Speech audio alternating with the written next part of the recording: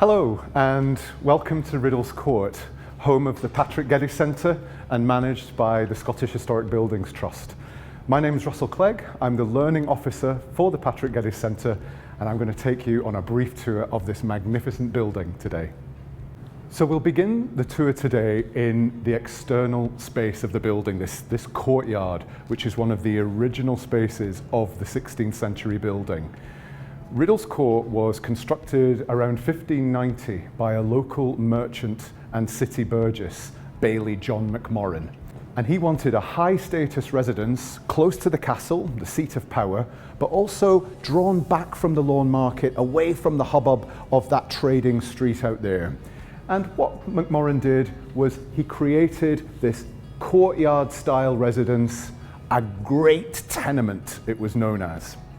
And we can still see some of the original architectural features in the courtyard today. So I'm just going to point a few of those out to you. So here, on the string course, we have these stylized thistles. And if we look up at the pediment here, we can see the roundels at the corners of the pediment, one of them distinctly showing the letter M for McMorrin, John McMorrin, who built this great building. And there's one final little thing I'd like to show you in this courtyard because it links to a very famous event that happened here.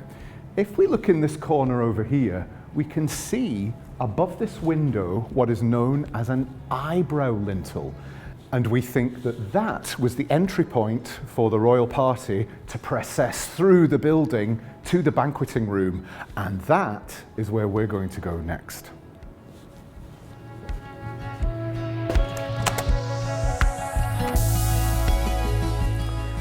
And here we are in the King's Chamber, which was the scene of that banquet in 1598. And the guests of honour included James VI, King of Scotland, his Queen Anna of Denmark, and her brother, the Danish Prince, the Duke of Holstein. And one of the legacies of that banquet is this fantastic ceiling. Here we have a painted board and beam ceiling, which we understand was created for that banquet. And the ceiling has a bit of a secret. So if we look up into some of the motifs, we can see a double-headed eagle. And the eagle is flanked by Scottish thistles. And it is topped by a crown. Now this tells us something about the reason for the banquet taking place at Riddle's Court. James was thinking about his political legacy at that time, and one of the things that he was interested in was the throne of England. And so with Prince Ulrich attending the banquet as a diplomatic emissary, what James is doing is signalling to the people at the banquet that he would like their support for his political ambitions. And this is why we have this decorative motif in the ceiling. It is talking about royalty. It is talking about alliance. It is talking about trading links. And of course, we know that in 1603, with the Union of the Crowns, James VI of Scotland becomes James I of England. So a little bit of history, the course of history, has been changed in this room at Riddle's Court. Now, the space known as the King's Chamber is a short-term apartment. You can book this apartment and stay here as a guest. Be a witness to the past and enjoy a little bit of the room that those royal guests enjoyed in 1598. Now we're going to go back into the south accommodation of Riddle's Court to have a look at one of the spaces there.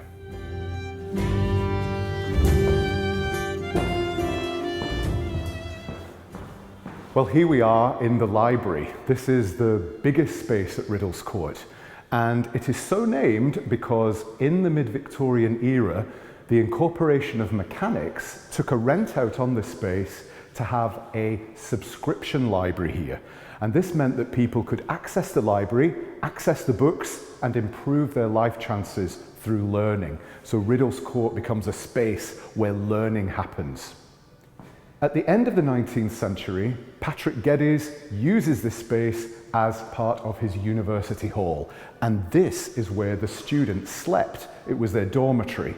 And you have to imagine subdividing walls coming out from the windows here to create the student cells. As this is the biggest space in Riddle's Court, it is perfect for large meetings, a conference, or even a wedding reception. And because it's south-facing, with the light flooding into the room, it's a really nice place to be. So now we're going to go upstairs to the first floor landing where we can see the remains of the original 16th century merchant's house created by Baillie John McMorrin. So here we are in one of the most intriguing spaces in the building.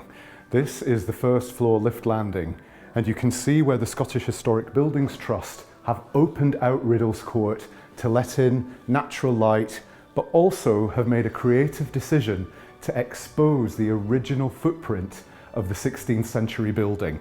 And you can see it here behind me in this blocked up aperture here, in this door where these hinges are still exposed, and this lintel here. Thanks to the generosity of the City of Edinburgh Council, we have one of the original windows from Riddle's Court on display in the building. And you can see the timber window with its upper portion glazed area to open out, showing Baillie McMorrin's status and wealth. One of the other things that we're very fortunate to have here at Riddle's Court is one of these paper sculptures. These were made by the anonymous book sculptor who donated many of these sculptures to Edinburgh's cultural institutions. And when we were raising money for the project to restore Riddle's Court, the anonymous book sculptor got involved and created this beautiful recreation of Riddle's Court, showing Patrick Gettys sitting here, this tree of learning coming out from the North Block space, and the three doves circulating above him. Now we're going to move through into the Seton Room, where a Chancellor of Scotland used to reside. And this is the Seton Room, where we had a very famous resident in the early part of the 17th century. Alexander Seton, who was installed as Chancellor of Scotland when James VI and his entire court moved to London following the Union of the Crowns. He resided at Riddle's Court when he had business in the city. He was basically ruling the Scottish realm while the Stuart court were based in London. And one of the legacies of Seton's time at Riddle's Court is this very fine plaster ceiling, one of only roughly 40 examples remaining in Scotland. And you can see that it has the real motifs of the Union, including thistles, roses, fleur-de-lis. It's a very lovely ceiling to sit under if you're having an event here. And when Patrick Gettys took Riddle's Court on in the late 19th century as a university hall, he installed these window seats into the Seton Room so that the students would have an outlook over the city. We can come over to these window seats and we can have a view over to the Greyfriars Kirkyard and to the Pentland Hills beyond.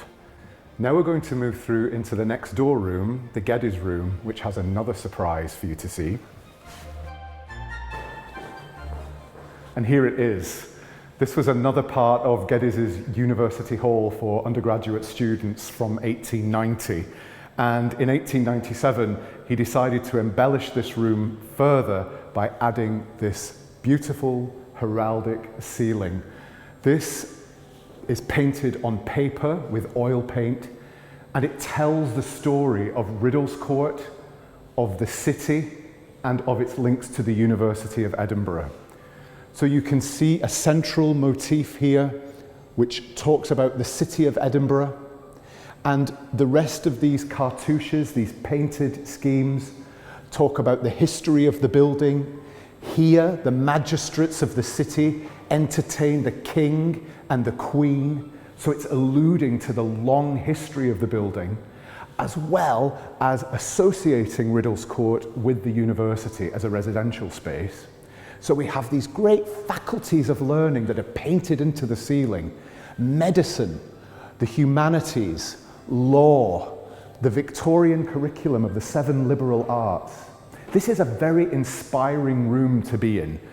The room was used as the students' dining room back in the late 19th century, and you could certainly imagine yourself in this space today having a dining experience.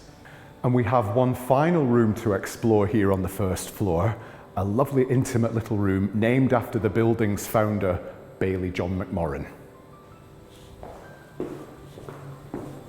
Here we are in the McMorran room, which is on the western range of Riddle's Court, and it's a small panelled room, as you can see. Now, we know a little bit about the history of this room because in the early 18th century, Anna Scott, the first Duchess of Buccleuch, inherited some of the rooms here in Riddle's Court and upgraded them. And this room was known as the Duchess's Servery, a small, intimate space where you could eat or meet. I have one final special place that I would like to show you before we end the tour, and I think you're going to be impressed.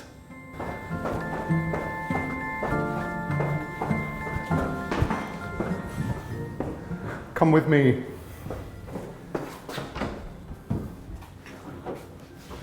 I told you you'd be surprised. This was one of the great finds of the restoration project of Riddle's Court. The original 16th century kitchen range.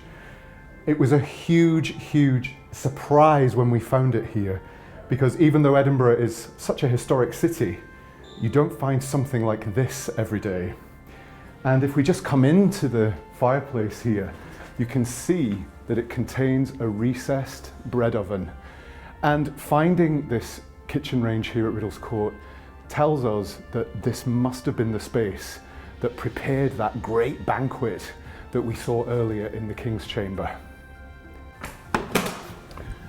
Well, thank you for joining me on this very brief tour of Riddle's Court today. I hope you've enjoyed looking around this fascinating building, and we look forward to seeing you in person here very soon.